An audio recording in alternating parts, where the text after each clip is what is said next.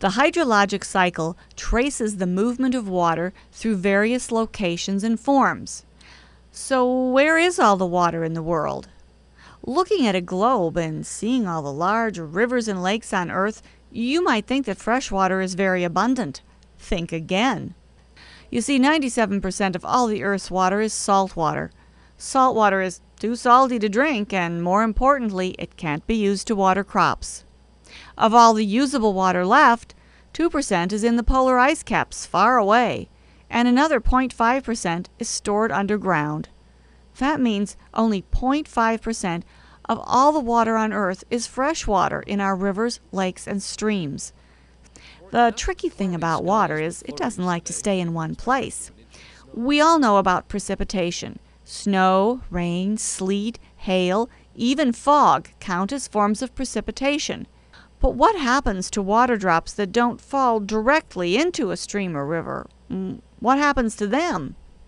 Raindrops that land on the forest floor might soak through the ground and end up in the water that's trapped beneath the surface of the earth. Remember that stuff?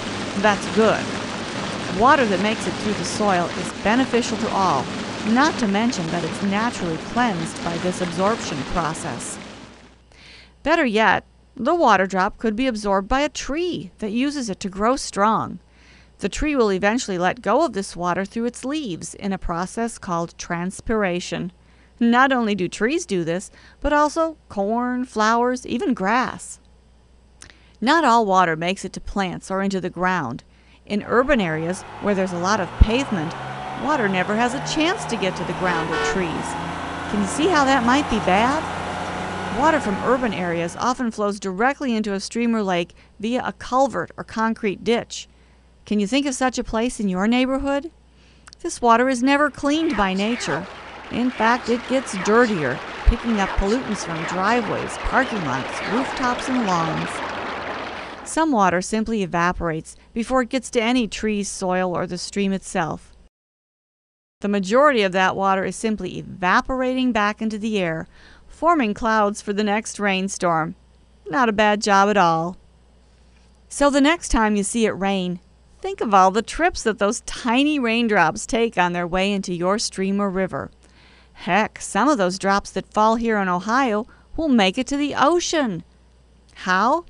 Some will find their way into a creek that flows into another creek and eventually into the Ohio River, and from there into the Mississippi River, and after a long trip, that drop of water is dumped into the Gulf of Mexico, a long way away. Other raindrops might evaporate and float lazily in a cloud, only to fall somewhere else. Click on the picture to the right of this picture to play a game on the hydrologic cycle. If you can, play this game along with a buddy. Once you've completed the game, click on the Take the Challenge link at the top of the page. You might even get a certificate.